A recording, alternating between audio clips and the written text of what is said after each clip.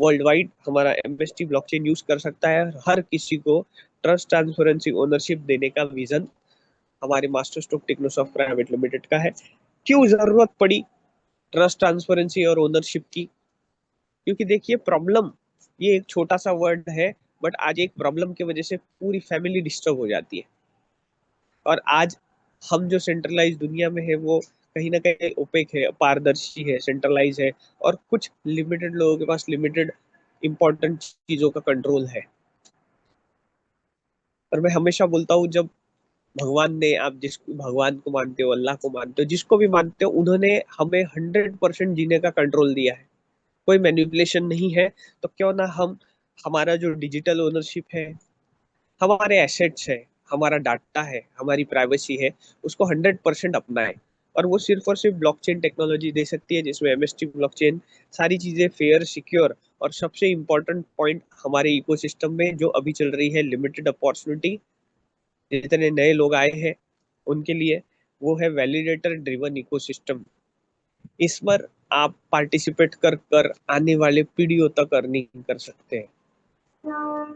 मैं ये word use कर रहा हूँ, यही हिडन रखा गया था, नहीं बताया गया था इंडियन लोगों को, पब्लिकली तो बिल्कुल भी नहीं बताया गया।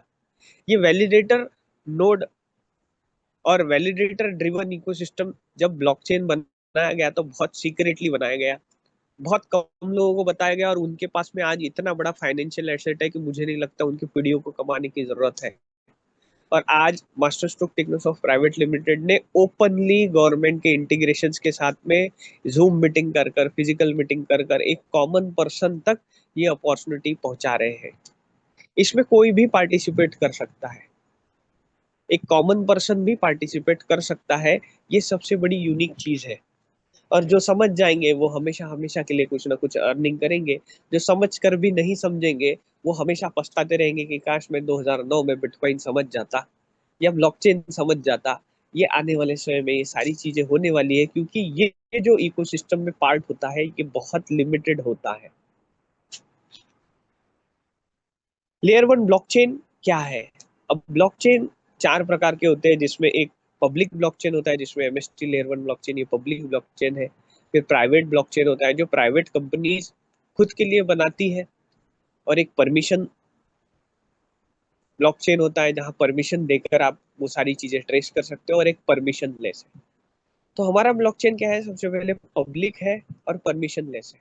आप कभी भी हमारे ब्लॉकचेन को 24/7 इंडिया से लेकर इंटरनेशनली कोई भी पर्सन इसे चेक कर सकता है। जिसमें पहला ग्राउंड फ्लोर जो हम ऑलरेडी बना चुके हैं, इसको समझने के लिए हमें जरूर बिटकॉइन को समझना पड़ेगा। बिटकॉइन का पहले कॉइन नहीं बना, पहले ब्लॉकचेन बना है। यहाँ पे भी बहुत बड़ा डिफरेंस है, और बहुत लोग बोलते हैं बिटकॉइन डूब गया, कम रेट कम हो गया। वो क्रिप्टो करेंसी, नेटिव करेंसी का रेट कम हो गया, बट ब्लॉकचेन तो चलते रहता है। सदियों तक ब्लॉकचेन चलते रहता है, एक बार बनाने के बाद वो सदियों तक चलता है। तो बिटकॉइन पहले ब्लॉकचेन बना था 2009 में, और पहली बार यूज केस किया था ब्लॉकचेन टेक्नोलॉजी का बिटकॉइन ने। सतोशी नाकामोटो जो अनानिमस पर्सन है, उन्होंने 2009 में ब्लॉकचेन टेक्नोलॉजी को फर्स्ट यूज किया था, जिसमें उन्हें पता चला था कि 2008 में जो क्राइसिस हुए, आप सब लोग जानते हैं, या गूगल पे आप जाइएगा, कि 100% कंट्रोल हमारे एसेट का हमारे पास नहीं है। क्योंकि बैंक अगर कोलैप्स तो सबसे ज्यादा दिक्कत एक कॉमन पर्सन को होगी। तो उन्होंने देखा कि मुझे ऐसी चीज बनानी है जिसमें 100% कंट्रोल हमारे हाथ में हो। और बिटकॉइन ने आज ये प्रूफ कर दिया कि बिना बैंक के भी फाइनेंशियल ट्रांजैक्शन हो सकते हैं। जिसमें प्रूफ ऑफ वर्क, ये कंसेंसस मैकेनिज्म उन्होंने बनाया। कुछ माइनर्स को उन्होंने सीक्रेटली अपने लोगों को बताया होगा, क्योंकि तब 2009 में वो जानते थे कि मैं एक सेंट्रलाइज अथॉरिटी या पावरफुल पर्सन के अगेंस्ट में एक इकोसिस्टम बना रहा हूँ। बट डिसेंट्रलाइजेशन उन्हें फॉलो करनी थी, 100% कंट्रोल फाइनेंशियल एसेट में लोगों को देना था। तो उन्होंने प्रूफ ऑफ वर्क की एक कंसेंसस मैकेनिज्म बनाया, जिसमें कोई सेंट्रलाइज अथॉरिटी नहीं होती है, माइनर्स होते हैं। और प्रूफ ऑफ वर्क टेक्नोलॉजी में 24/7 इलेक्ट्रिसिटी लगती है। बहुत सारे पजल्स, एल्गोरिदम सॉल्व करने पड़ते हैं जो ह्यूमन ब्रेन नॉर्मली जल्दी से कर नहीं सकता, उसके लिए स्पेशल कंप्यूटर्स लगते हैं। और उसके थ्रू जैसे ही ट्रांजेक्शन्स वेरीफाइड होते हैं तो कॉमन पर्सन या कोई भी पर्सन अगर इन्वेस्टमेंट कर रहा है, माइनर बन रहा है, अपने लाइफ का बहुत इंपॉर्टेंट समय दे रहा है और उस डिसेंट्रलाइजेशन को मेंटेन कर रहा है, तो उन्हें उसके अगेंस्ट में उन्हें कुछ ना कुछ रिवॉर्ड देना था। आज आप लोग कहीं ना कहीं पार्ट टाइम अपॉर्चुनिटी के लिए आप समय दे रहे हैं, मैं भी जूम मीटिंग ले रहा हूँ। एक कॉमन पर्सन को क्या चाहिए कि हम जहाँ समय दे रहे हैं उसके अगेंस्ट में कुछ ना कुछ रिवॉर्ड मिले।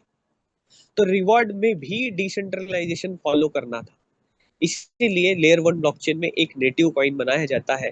तो बिटकॉइन ब्लॉकचेन में बिटकॉइन ये एक नेटिव कॉइन बनाया गया जो रिवॉर्ड के स्वरूप में आज भी माइनर्स लोगों को मिलता है। और फिर नेटिव कॉइन का रेट कौन डिसाइड करेगा, वो भी डिसेंट्रलाइजेशन होना चाहिए। तो उस नेटिव कॉइन का रेट या लेयर वन ब्लॉकचेन में जो भी नेटिव कॉइन्स होते हैं उसका रेट पब्लिक डिसाइड करती है, क्योंकि अगर वो सेंट्रलाइज अथॉरिटी या सतोशी नाकामोटो या कुछ लोग डिसाइड करते हैं तो वो सेंट्रलाइज हो जाता। तो सबसे अच्छी बात क्या है, माइनर्स को आज भी नेटिव कॉइन बिटकॉइन मिलता है, चाहे वो 10 लाख का हो, 1 करोड़ का हो, आने वाले समय में 8 करोड़ का क्यों ना हो, उसको उनकी मेहनत का पैसा, इंसेंटिव, रिवॉर्ड जो बोलते हैं वो नेटिव कॉइन मिलता है। और आप समझ सकते हैं, मान लेते हैं कोई एक पर्सन, आप सोच के देखिए कि 2009 में चाहे वो सीक्रेटली रखा हो या जो भी पर्सन बना हो, आज उसके पास कितने बिटकॉइन होंगे, क्योंकि ब्लॉकचेन में हमेशा ट्रांजैक्शंस होते रहते हैं। अगर लॉजिकली समझे तो आप और मैं हर दिन फाइनेंशियल ट्रांजैक्शन करते हैं, सुबह से लेकर रात तक। और ब्लॉकचेन बिटकॉइन जो वर्ल्ड वाइड एक्सेप्टेबल हो चुका है, बड़ी बड़ी कंपनी ब्लैक रॉक, वैनगार्ड या बड़ी बड़ी कंपनी आज भी उसको परचेस कर रही है, चाहे वो 1 करोड़ का हो, 80 लाख का हो, 2 करोड़ का हो। तो आप समझ सकते हैं कि ब्लॉकचेन में कितने ट्रांजेक्शन पर डे होते हैं। और जो माइनर्स है, अगर उनको टुकड़ों में भी बिटकॉइन आ रहा है और 2009 से अगर आप कैलकुलेट करो तो आज वो पर्सन के पास में कितने बिटकॉइंस होंगे। तो क्या सही में उसे जॉब करने की जरूरत है? क्या सही में वो कोई बिजनेस डाल के मतलब और मेहनत कर रहा होगा 12 आवर्स 18 आवर्स? बिल्कुल नहीं। बट 2009 में शायद वो लकी हो या उसने टेक्नोलॉजी पे ट्रस्ट किया हो।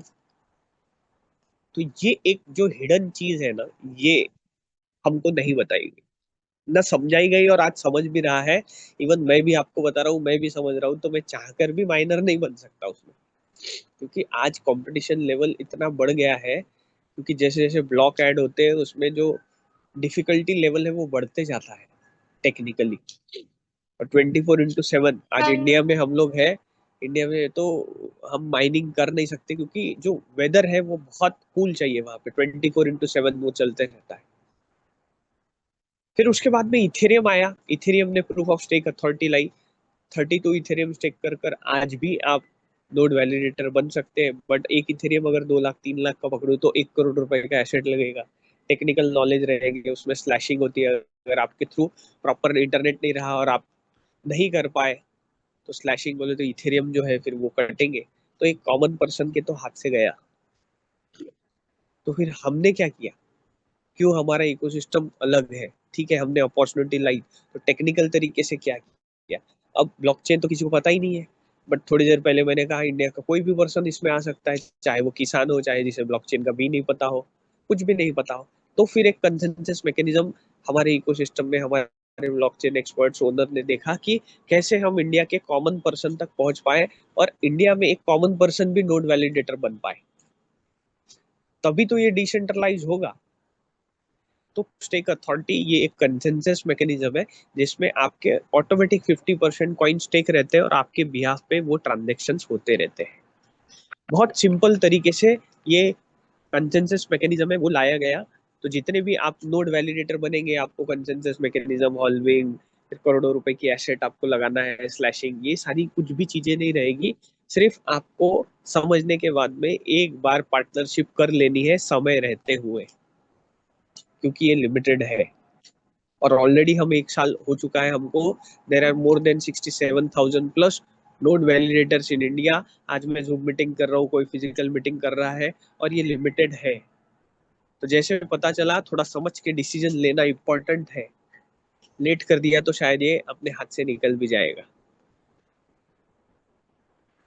तो ब्लॉकचेन में बिटकॉइन ब्लॉकचेन में नेटिव कॉइन है बिटकॉइन, इथेरियम ब्लॉकचेन में नेटिव कॉइन है इथेरियम।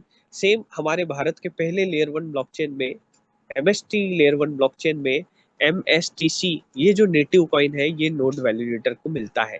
और आपके पास ये बिगेस्ट अपॉर्चुनिटी है, आप एक बार पार्टनरशिप करेंगे, you will get rewards daily, आपको डेली रिवॉर्ड मिलेंगे टिल 7 नवंबर 2044।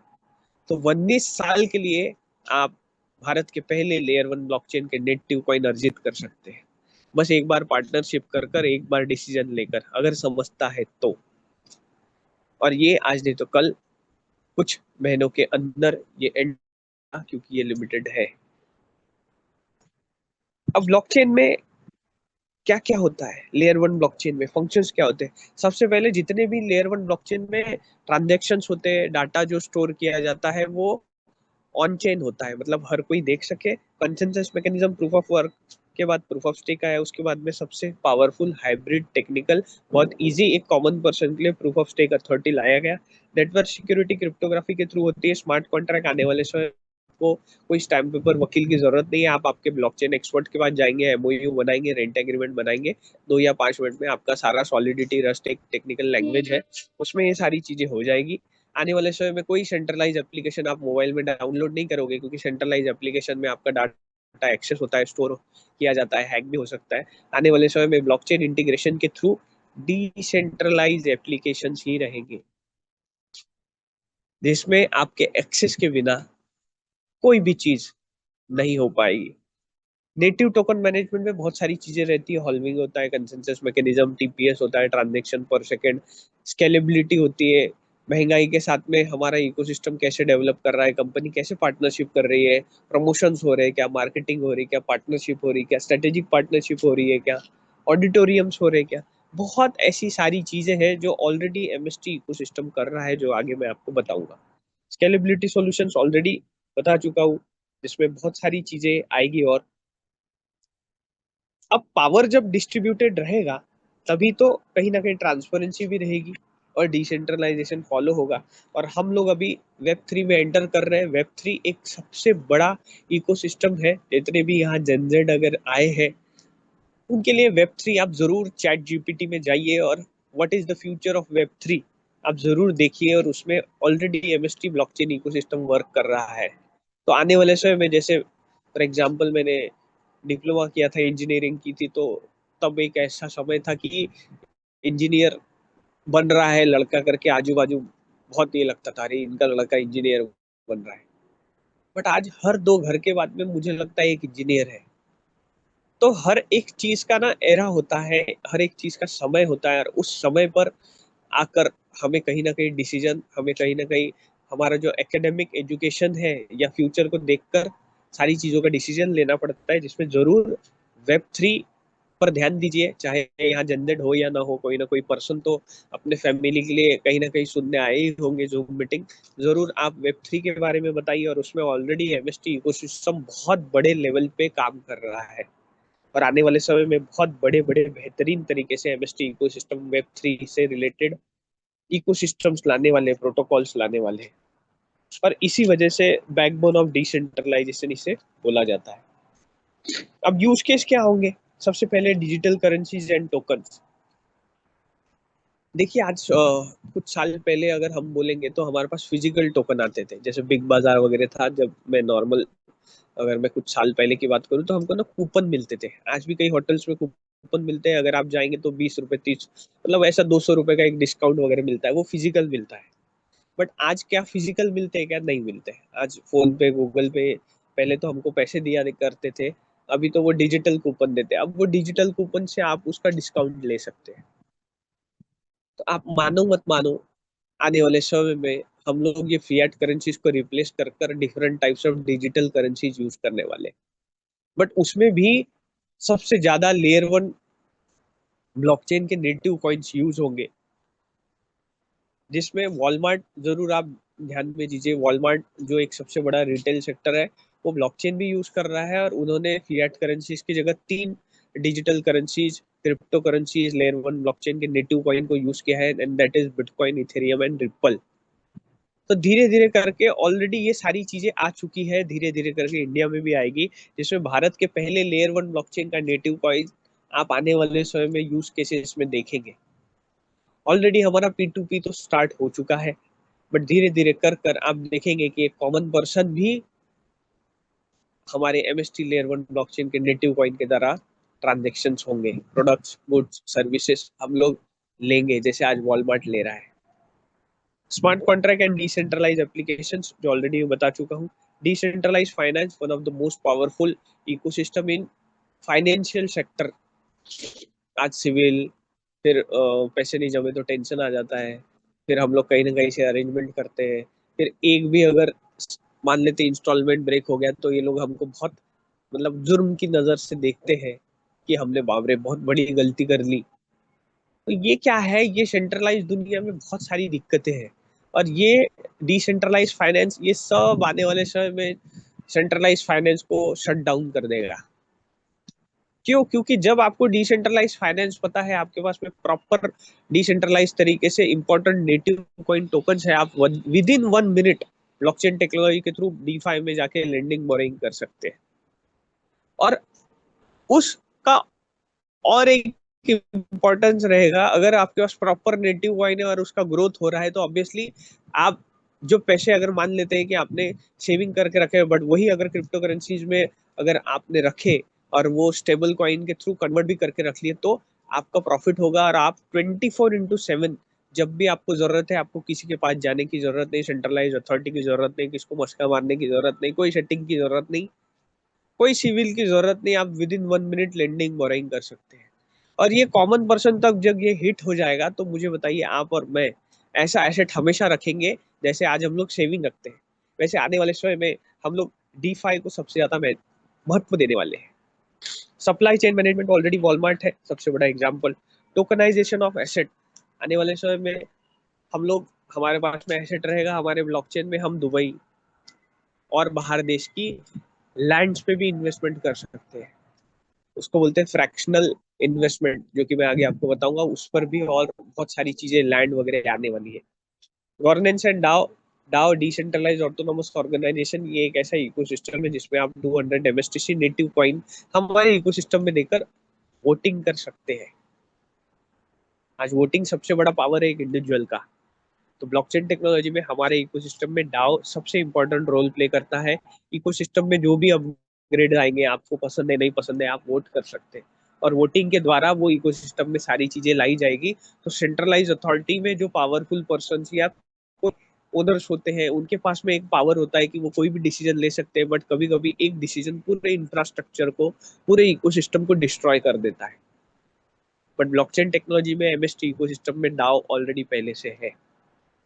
तो हम चाहते हैं कि आप और हम सब लोग मिलकर डिसीजन लें और इकोसिस्टम को हमेशा उस तरीके से बढ़ाए, क्योंकि ये डिसेंट्रलाइज है, यहाँ कोई सेंट्रलाइज अथॉरिटी, कोई मोनोपोली नहीं चलेगी। आइडेंटिटी एंड डाटा ओनरशिप में ब्लॉकचेन टेक्नोलॉजी यूज होगी। अभी थोड़ी देर पहले मैंने कहा कि हम जो भी इकोसिस्टम में है, जैसे finance and banking, supply chain management, health care, real estate, energy, utility, media, education, government and public sector, ये करंट इकोसिस्टम हमारे चल रहे हैं। कोई लैंड की रजिस्ट्री कर रहा है, कोई फाइनेंस एंड बैंकिंग में होगा, कोई सप्लाई चेन मैनेजमेंट में काम कर रहा है, कोई रियल एस्टेट में काम कर रहा है, जिसमें टोकनाइज प्रॉपर्टी ओनरशिप और फ्रैक्शनल इन्वेस्टमेंट मैंने थोड़ी देर पहले अभी बताया था। आने वाले समय में ये सारे यूज केसेस ब्लॉकचेन टेक्नोलॉजी में आएंगे, और हर पर्सन, एक कॉमन पर्सन क्या चाहता है, मुझे सर्विस जो मिले वो अच्छी मिले और बहुत ईजी हो। और उसी तरीके से MST लेयर 1 ब्लॉकचेन इंडिया के लिए बनाया गया है, ध्यान में रख के। इंडिया से लेके इंटरनेशनली तो जाएगा, बट फोकस इंडिया को किया गया है, ताकि एक कॉमन पर्सन ब्लॉकचेन का भी नहीं पता, बट वो सिंपल जैसे आज फेसबुक, इंस्टाग्राम, टेलीग्राम यूज करता है, उस तरीके से हमारा MST ब्लॉकचेन यूज कर सके, उस तरीके से ये डिजाइन किया है। और धीरे धीरे सोचिए, अगर धीरे धीरे कर कर एक स्मॉल पर्सन, एक स्मॉल बिजनेसमैन से लेके एक बिग बिजनेसमैन हमारे MST लेयर 1 ब्लॉकचेन में आएगा, तो उससे सबसे जरूरी चीज लगेगी, वो है नेटिव कॉइन MSTC। ये जो नेटिव कॉइन नोड वैलिडेटर को हमेशा मिल रहा है आज रोज 19 साल तक, उसके बिना MST लेयर 1 ब्लॉकचेन में कोई भी ये यूज केसेस अगर एक कॉमन पर्सन यूज करना चाहता है उसे वो लेना ही पड़ेगा। और नेटिव कॉइन को आप एक फ्यूल की तरह समझिए। और हमेशा मैं बताता हूँ, अगर आपके पास गाड़ी है और आपने उस फोर व्हीलर में मान लो पेट्रोल है डीजल है, अगर नहीं डाला तो आपकी गाड़ी खत्म है, कोई काम की नहीं। सेम लेयर 1 ब्लॉकचेन इकोसिस्टम ऐसा डिजाइन किया जाता है कि उसके नेटिव कॉइन की हमेशा डिमांड होनी चाहिए। और उस लेयर 1 ब्लॉकचेन में विदाउट नेटिव कॉइन कोई भी इकोसिस्टम, कोई भी ट्रांजेक्शन नहीं होता है। और आपके पास, मेरे पास आज भी ये अपॉर्चुनिटी है कि हम लोग नोड वैलिडेटर बनकर, जब तक ये पूरे सोल्ड आउट नहीं होते, हम लोग एक पार्टनरशिप में अच्छा लेवल हमारा फाइनेंशियल ग्रोथ बना सकते हैं। और इसी वजह से रियल वर्ल्ड यूटिलिटी, ये जो जितनी भी सारी चीजें हैं ये रियल वर्ल्ड यूटिलिटी में आती है, चाहे फाइनेंस हो, बैंकिंग हो, गवर्नमेंट हो, उसमें अगर यूज होगा और डिसेंट्रलाइज तरीके से हमारा इकोसिस्टम इंडिया से लेके इंटरनेशनली रिप्रेजेंट करेगा। अब टोटल कॉइन्स कितने हैं? जैसे बिटकॉइन 2 करोड़ 10 लाख है, 2009 से लेके 2041 तक 2 करोड़ 10 लाख ही कॉइन बाहर निकलेंगे, ना एक कम ना एक ज्यादा। ना कोरोना आ जाए, कुछ भी हो जाए, गवर्नमेंट आज वॉर हो जाए, उससे वो कोई फर्क नहीं पड़ता। ब्लॉकचेन इमोशनलेस होता है बट ट्रस्ट पर चलता है। एक बार जो डिप्लॉय कर दिया वो हमेशा चलते रहेगा। सेम वैसे ही हमारा MST इकोसिस्टम 7 नवंबर 2044 तक 40 करोड़ 13,87,459 ये जो नेटिव कॉइन्स है वो किसके थ्रू लाएंगे? कंपनी के थ्रू आएंगे क्या? ओनर्स के थ्रू आएंगे? हमारे HOD के थ्रू आएंगे? या मैं जो जूम मीटिंग ले रहा हूँ अगर हम कुछ लोग हैं उनके थ्रू आएंगे? बिल्कुल नहीं। फिर तो ये सेंट्रलाइज हो गया, ऑब्वियसली सेंट्रलाइज हो गया। अगर कुछ लोगों के थ्रू ही आ रहा है तो सेंट्रलाइज हो गया। तो ये एक सबसे बड़ी चीज है। 840 करोड़ ये जो कॉइन आने वाले हैं, ये आपके पास जो अभी बिगेस्ट अपॉर्चुनिटी है नोड वैलिडेटर बनने की, जो लिमिटेड है, उन्हीं के थ्रू आएंगे। और ये जो नेटिव कॉइन है सिर्फ उसका रेट बढ़ गया, जैसे बिटकॉइन का रेट बढ़ गया तभी आप बेच पाएंगे, ऐसा नहीं है। बहुत सारे रिवॉर्ड मैकेनिज्म्स है, इकोसिस्टम्स है, प्रोटोकॉल्स आने वाले हैं, जिसमें स्टेकिंग एक सबसे बड़ी चीज होती है। स्टेकिंग से आप ईयरली बहुत अच्छा परसेंटेज अर्न कर सकते हैं। ट्रांजेक्शन फीस, गवर्नेंस, पार्टिसिपेशन, ये सब में कौन पार्टिसिपेट कर पाएगा? जिसके पास में MSTC नेटिव कॉइन होगा। नहीं होगा तो उसे खरीदना पड़ेगा। बट नोड वैलिडेटर की जो अपॉर्चुनिटी है, उन्हें रोज नेटिव कॉइन आएंगे, तो आराम से नोड वैलिडेटर इन सब में पार्टिसिपेट कर सकता है। तो आप नेटिव कॉइन के द्वारा डिफरेंट टाइप्स ऑफ इनकम कर पाएंगे। ब्लॉक टाइमिंग क्या है? बिटकॉइन का ब्लॉक टाइमिंग 10 मिनट का है, हमारा ब्लॉक टाइमिंग 3 सेकंड का है। हम बात कर रहे हैं, हमारे ब्लॉकचेन में ऑलरेडी 3 सेकंड में 200 कॉइन मिंट होते जा रहे होते जा रहे होते जा रहे, क्योंकि ब्लॉकचेन में वो डिप्लॉय हो चुका है। हर 3 सेकंड में 200 MSTC कॉइन मिंट होते हैं, एक दिन में 57,60,000 कॉइन मिंट होते हैं। और जितने नोड वैलिडेटर है उनको MST ब्लॉकचेन से रोज नेटिव कॉइन आते हैं, क्योंकि हमारा रिवॉर्ड कहाँ मिल रहा है? रोज मिल रहा है। आपको टच करना है, ओपन करना है, किसी को बताना है, उससे कोई लेन देन नहीं है।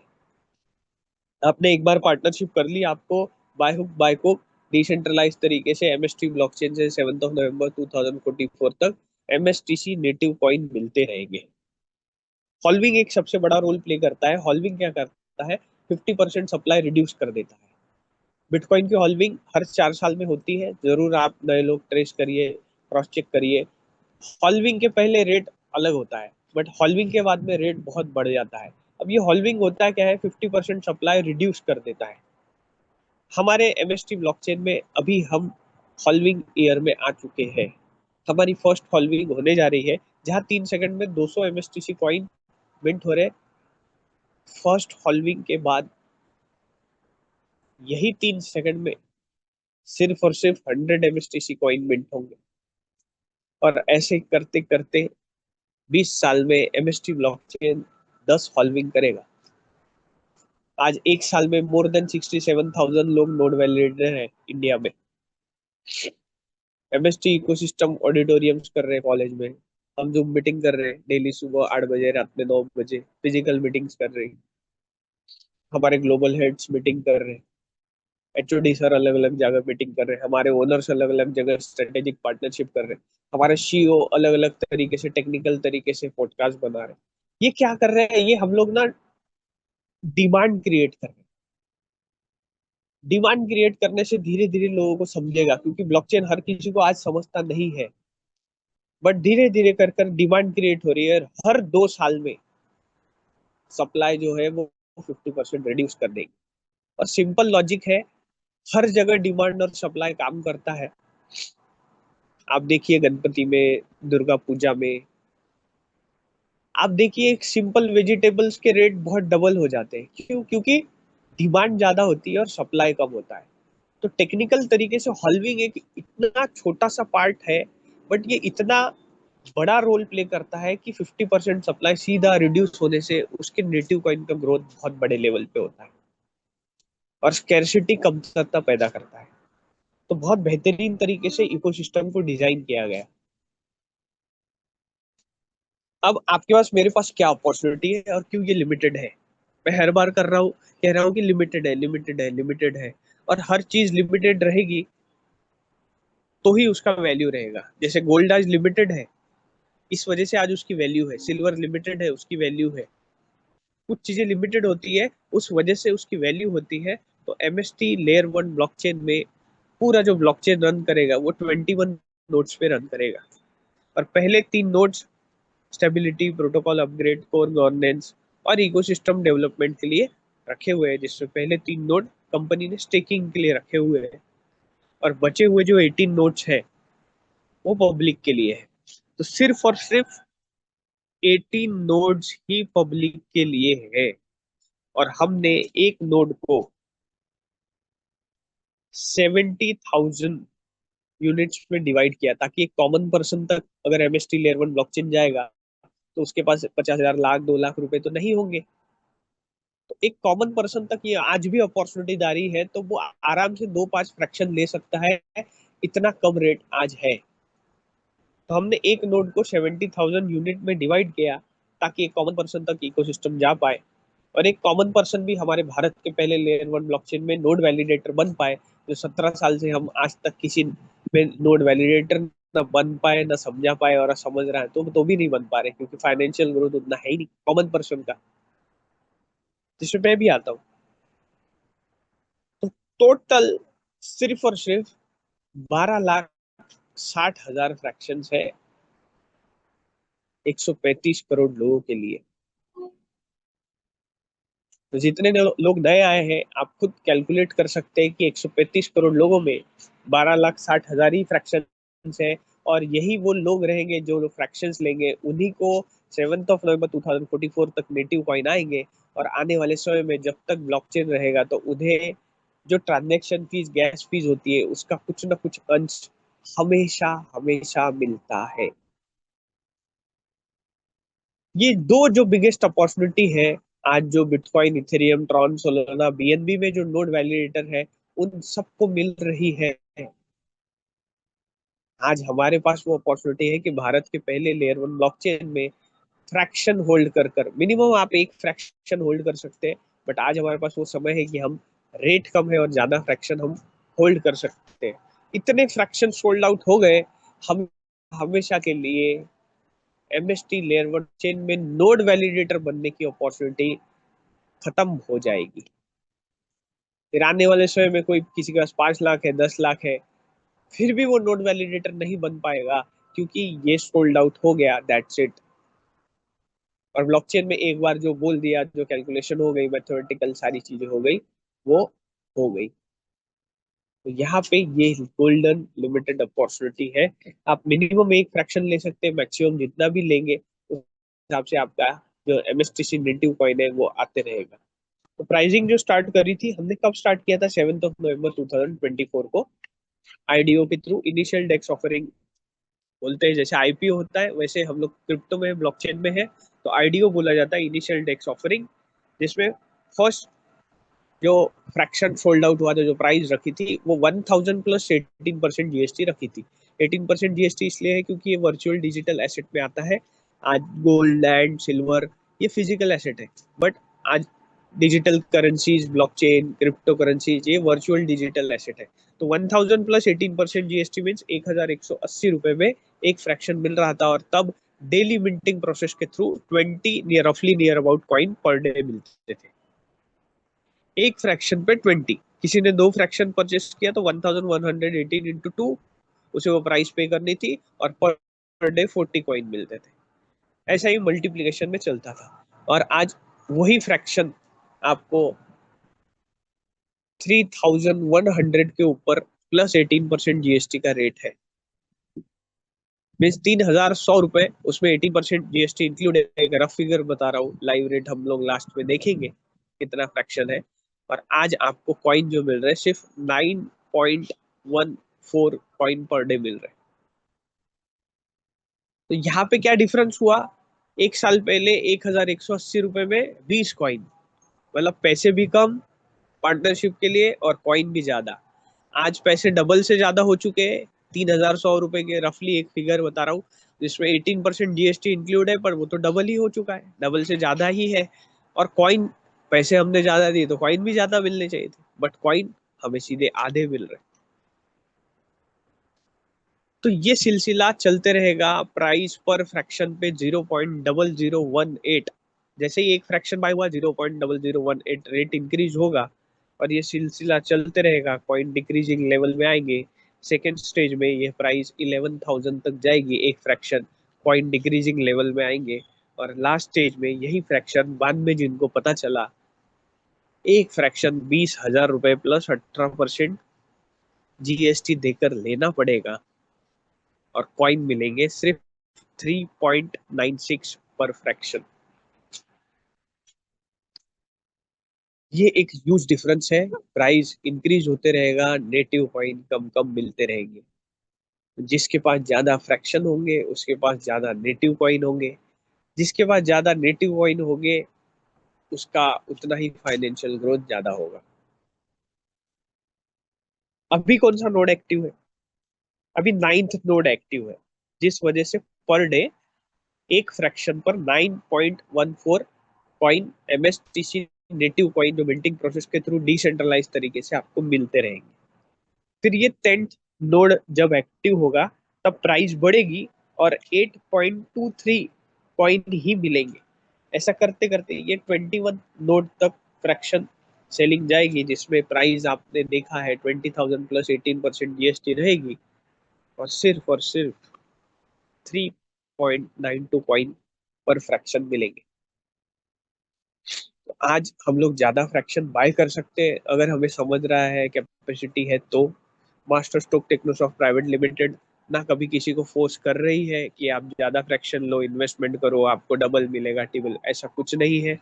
ना हम, ना हमारे कोई पर्सन आपको फोर्स कर रहे हैं। अगर आपको समझता है, आप आपके बिहाफ पे इकोसिस्टम समझने के बाद में नोड वैलिडेटर बन सकते हैं।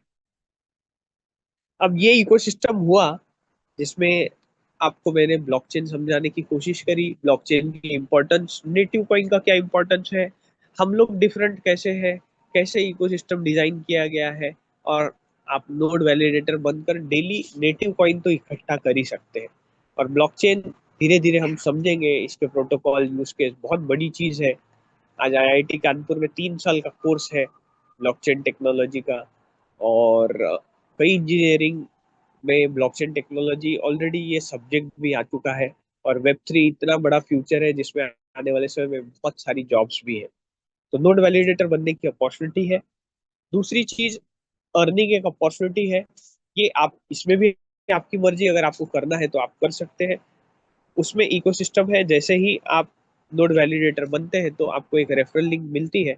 उस रेफरल लिंक से अगर आपको लगता है कि near dear ones, close friends, relatives को अगर आपको इकोसिस्टम बताना है, समझाना है, या जूम मीटिंग में इनवाइट करना है, और वो जितना भी आपका मेहनत होगा रुपीज में एमएसटी इकोसिस्टम आपको अर्निंग देता है। जिसमें जैसे ही आप वैलिडेटर बनते हो, आप एक फ्रैक्शन लेते हो, तो आपको एक डेजिग्नेशन दिया जाता है नोड वैलिडेटर का। आप जितने भी लोगों को डायरेक्ट रेफर करेंगे, वो जितने भी फ्रैक्शन लेंगे जीएसटी छोड़कर, उनका इंडियन रुपीज में 5% का कमीशन आपको मिलेगा। फिर धीरे धीरे जैसे आपकी टीम बढ़ती है, आपको स्पार्टन एक डेजिग्नेशन दी जाती है। उसमें मिनिमम आपके टीम से 1 लाख रुपए का बिजनेस होना चाहिए। इसके लिए कोई टाइम लिमिट नहीं दी गई है, आपको जब करना है आप तब कर सकते हैं। बट आपके टीम में मिनिमम 20 लोग एक एक फ्रैक्शन होल्ड करने वाले चाहिए पूरे ओवरऑल टीम में। कि जैसे ही दोनों कंडीशन मीटअप हो गई, आपको स्पार्टन एक डेजिग्नेशन दिया जाता है। अब स्पार्टन बनने के बाद आप जितने भी लोगों को डायरेक्ट रेफर करेंगे, उसका 10% का इनकम इंडियन रुपीज में आपको मिलता है। यहाँ से और एक इनकम स्टार्ट होती है। कैसे? जैसे मान लेते हैं कि आप 10% पे और आपने मुझे इंट्रोड्यूस किया और मुझे फ्रैक्शन अच्छे लगे और मुझे भी काम करना है, तो मैं जब तक 10% पे नहीं पहुंचूंगा, मुझे डायरेक्ट का 5% मिलेगा। तो जब तक मैं काम करते रहूंगा, जब तक ये दोनों कंडीशन मेरी फुलफिल नहीं होगी, मैं स्पार्टन नहीं बनता, तब तक 5% का डिफरेंस कमीशन आपको मिलते रहेगा। थर्ड है स्पाइडर। जैसे मैं भी 10% पर और आप भी 10% पर, तो आपको कुछ नहीं मिलेगा मेरी टीम से, आपको स्पाइडर होना पड़ेगा, जिसमें दो कंडीशन आपको फुलफिल करनी है। दो लोग आपके टीम में 10% वाले चाहिए, अलग अलग डिफरेंट लिंक में चाहिए, पर ये आपको ध्यान में रखना है। और डायरेक्ट चाहिए ऐसा कोई मैंडेटरी नहीं है। 5 लाख रुपए की फ्रैक्शन बाइंग अगर आपकी टीम से हो गई, पूरे ओवरऑल टीम से हो गई, तो आप स्पाइडर बन जाएंगे। और स्पाइडर बनने के बाद जितने भी लोगों को आप डायरेक्ट रेफर करेंगे, यू विल गेट 15%। मान लेते हैं स्पाइडर बनने के बाद आपने किसी को बताया और उनको अच्छा लगा, इकोसिस्टम समझ गए, 1 लाख रुपए की मान लेते फ्रैक्शन बाइंग कर ली जीएसटी छोड़ के, तो डायरेक्ट आपको 15,000 का इनकम मिलेगा। बट यहाँ क्या हुआ था, थोड़ी देर पहले आप भी 10% पे थे, मैं भी 10%, बट आप अभी 15% पे पहुंच गए। तो जब तक मैं 15% पर नहीं पहुंचूंगा, 5% का डिफरेंस कमीशन मेरे टीम से हमेशा आपको आते रहेगा। और लास्ट है 20% का, जिसमें आपको एवेंजर रैंक दी जाती है, जिसमें आपके टीम में 15 लाख रुपए की फ्रैक्शन बाइंग होनी चाहिए और दो लोग 15% वाले आपके टीम में अलग अलग डिफरेंट लेग में होने चाहिए, तब एवेंजर बनेंगे। और एवेंजर बनने के बाद बहुत बड़ा इनकम आता है ये 20% का। और आप अगर 20% पे है तो कोई पर्सन, अगर आपका 5% पे होगा, कोई 10% पे होगा, कोई 15% पे होगा। तो वो लोग जब तक 20% पर नहीं आते, आपके अनलिमिटेड डेप्थ तक आपको ये डिफरेंस कमीशन आते रहेगा। और आज एक्स्ट्रा पार्ट टाइम इनकम हर किसी को चाहिए, हाफ एन आवर 1 आवर हम निकाल सकते हैं जूम मीटिंग्स के थ्रू, रिकॉर्डिंग के थ्रू। अगर किसी को समझता है डेफिनेटली वो लेंगे। तो एक 500,000 रुपीज का पर डे का इनकम हमारे इंडिया में बहुत सारे लोग एमएसटी इकोसिस्टम से कर रहे हैं। और इसमें सबसे ज्यादा बेनिफिट किसका है, आप सोचिए। अगर आपने किसी एक को फ्रैक्शन दिया, मान लेते हैं आपने 3,000 रुपए का फ्रैक्शन उनको दिया है, एक रफ कैलकुलेशन, उसमें आपको 5% मिलेगा फॉर एग्जाम्पल, 150 रुपए आपको मिले। बट उन्हें क्या मिलेगा, सबसे ज्यादा इंपॉर्टेंट पॉइंट, उन्हें 19 ईयर्स तक एमएसटीसी नेटिव कॉइन मिलेंगे। ये एक सबसे बड़ी अपॉर्चुनिटी है इन्वेस्टर के लिए। और हमें हमारी मेहनत का इनकम मिलेगा। टोटल अगर मैं बात करूं तो टोटल 12,60,000 जो फ्रैक्शंस है, 1,000 से लेके 20,000 रुपीज पर फ्रैक्शन जाने वाला है जीएसटी छोड़कर। 1,800 का ये प्रोजेक्ट है, जिसमें आप 5% से लेके 20% तक 360 करोड़ रुपए का इंडियन रुपीज में लीगल तरीके से 2% टीडीएस काटकर वीकली एमएसटी इकोसिस्टम आपको दे रही है। एवरी मंडे आपको ये कैलकुलेशन कर कर ऑटो विड्रॉल होगा, आपको सिर्फ एक बार बैंक अकाउंट हमारे एमएसटी इकोसिस्टम में ऐड करना है। ऑटो विड्रॉल है, आपको करने की जरूरत नहीं है। बट ध्यान में रखिए, मिनिमम 500 रुपीज का कमीशन होना चाहिए मंथ के फर्स्ट मंडे में। कम रहा तो विड्रॉल नहीं होगा, वही होल्ड रहेगा। और रिमेनिंग जितने मंडे हैं मंथ के, उसमें 1,000 रुपीज होना चाहिए, तो फिर वो ऑटो विड्रॉल हो जाता है। फिर आप भी 20% पे, मैं भी 20% पे। उसके बाद कंपनी बोलती है एमएसटी इकोसिस्टम कि आप वॉरियर क्लब में आइए। वॉरियर क्लब में अगर आपकी टीम से 1 लाख एक बार सिर्फ 40 लाख का बिजनेस आपको करना है, और दो लोग एवेंजर से ही आपके अलग अलग टीम में, ये आपके ऊपर डिपेंड करता है आपको कब करना है, क्या करना है, आपके इकोसिस्टम कैसे आप मदद करते हो। बट दो लोगों को तो आपको मदद करनी ही करनी है, तभी आप वॉरियर क्लब में जाएंगे। और ये सिर्फ एंट्री हुई वॉरियर क्लब में। 1% जितना भी कंपनी में फ्रैक्शन बाइंग हो रही है ऑल ओवर इंडिया से, चाहे वो कोई भी कर रहा है, 1% निकाला जाता है। और आपके टीम से उस महीने अगर 5 लाख रुपए का बिजनेस होता है, तो आज वॉरियर क्लब में 20,000 से लेके 30,000 रुपीज का पर मंथ का जो इनकम है, हमारे एमएसटी इकोसिस्टम में पर मंथ बहुत सारे लोग अर्निंग कर रहे हैं। उसके बाद में सबसे बड़ा इनकम, जो कि फाइनेंशियल ग्रोथ की जर्नी में हर किसी को बहुत बेहतरीन तरीके से हेल्प करेगा, वो है लीजेंड क्लब। आपके टीम में अगर 1 करोड़ का बिजनेस हो गया पूरा ओवरऑल टीम में, और दो लोग वॉरियर क्लब वाले आपके टीम में है अलग अलग डिफरेंट लेग में, तो आप लीजेंड क्लब में एंट्री करते हैं। और यहाँ पे सबसे बेहतरीन चीज क्या है, ये जो इनकम है वो बहुत बड़ा इनकम आज हमारे एमएसटी इकोसिस्टम में आ रहा है। बट यहाँ एक कंडीशन है आपको ध्यान में रखनी है, दोनों जो वॉरियर क्लब वाले लोग हैं उनका बिजनेस छोड़कर आपके टीम से अलग लेग से 5 लाख रुपए का बिजनेस अगर मेंटेन हुआ तो नियर अबाउट 2,70,000 रुपए का पर मंथ का इनकम लीजेंड क्लब में हमारे इकोसिस्टम में लोग ले रहे हैं एक साल में। तो ये एक ह्यूज डिफरेंस है फाइनेंशियल ग्रोथ की जर्नी में, क्योंकि एक साल 2 साल में या 2 साल 1 साल 1.25 साल में ही लोग 2 लाख रुपए पर मंथ की 2,70,000 का इनकम ले रहे हैं। तो आप समझ सकते हैं कि लीगल तरीके से एमएसटी इकोसिस्टम बहुत बेहतरीन तरीके से चल रहा है। तो 1,800 करोड़ का 3% कितना हुआ, 54 करोड़। टोटल अगर मैं कैलकुलेट करूं, आप लीगल तरीके से एमएसटी इकोसिस्टम में अगर प्रमोट करते हैं, दिस इज नॉट मैंडेटरी, आपको लग रहा है करना है तो आप कर सकते हैं। 1,800 करोड़ का 360 करोड़, ये 5% से 20%, ये हर हफ्ते आएगा। और 1% से 3%, 1 + 2 3%, ये होता है 54 करोड़। तो टोटल मिला के 414 करोड़ का लीगल तरीके से 2% डिडक्ट करके ऑटो विड्रॉल कंपनी आपको दे रही है। It depends on you and your skill. अब पूरे हमारे इकोसिस्टम में सबसे इंपॉर्टेंट पॉइंट आपको ध्यान में रखना है, 840 करोड़ का जो सप्लाई है वो 21 नोड के थ्रू आने वाला है, जिसमें पहले 2 साल में 420 करोड़ कॉइन बाहर आएंगे 50%, जिसमें ऑलरेडी 1 साल हो चुका है। और उतने ही 420 करोड़ कॉइन आने के लिए 18 साल लेंगे। ये आपको ध्यान में रखना है, क्योंकि स्केर्सिटी होनी बहुत जरूरी है, तभी तो नेटिव कॉइन और हम लोग जो नोट नेटिव टोकन मैनेजमेंट जो मैंने कहा था, हमारा जो एक पार्ट था उसमें टोकनोमिक्स कैसे की गई, हॉल्विंग, ये सारी चीजें आती है। बट आपको डिफरेंस ध्यान में रखना है, पहले 2 साल में जो ज्यादा नेटिव कॉइन इकट्ठा करना है वो कर सकते हैं। जितने ज्यादा फ्रैक्शंस अगर आपको लगता है बाय कर कर नेटिव इकट्ठा करने हैं नेटिव कॉइन, तो आप कर सकते हैं, क्योंकि उतने ही नेटिव कॉइन्स आने के लिए 18 ईयर्स लगेंगे। तो ये पूरे इकोसिस्टम में सबसे इम्पोर्टेंट पार्ट है। तो यहाँ पे क्या है, यहाँ पे दोनों चीजें हैं, लर्निंग अर्निंग अपॉर्चुनिटी, दोनों चीजें आपके लिए है, जिसमें आप नोड वैलिडेटर बनकर हमारे आप पार्टिसिपेट कर सकते हैं। पार्टिसिपेशन के बाद में आपको मिलेगा, नेटिव कॉइन मिलने के बाद में आप किसी को रेफर करेंगे तो आपको अलग प्रकार की इनकम मिलेगी, इंडियन रुपीज में मिलेगी। अब पूरे इकोसिस्टम का सबसे इम्पोर्टेंट पॉइंट, बट ऑलरेडी 9 बज चुके हैं, पता ही नहीं चला।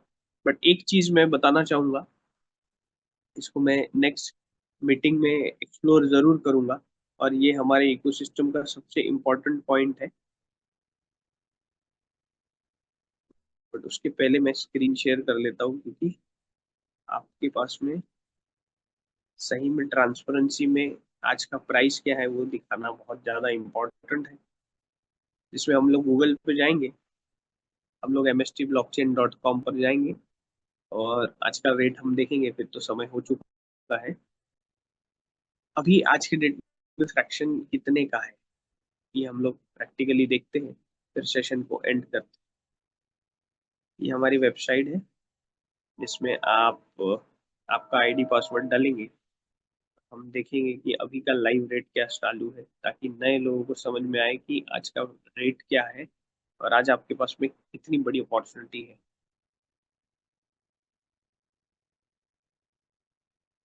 इसमें ये रजत करके एक नाम है, अगर आपको दिख रहा है, इन्होंने फ्रैक्शन कितने होल्ड किए हैं, 2 फ्रैक्शन ओन किए हैं। इनके पास में 146.2914 ये कॉइन्स आ चुके हैं। और आज उन्हें आपको एक फ्रैक्शन बाय करना है तो देखिए 3,200 रुपये हम टच कर चुके हैं। तो एक फ्रैक्शन 3,200 का आपको लेना पड़ेगा। Thank you so much, time बहुत हो चुका है। ओवर टू माय को होस्ट, जय हिंद ईच एंड एवरीवन।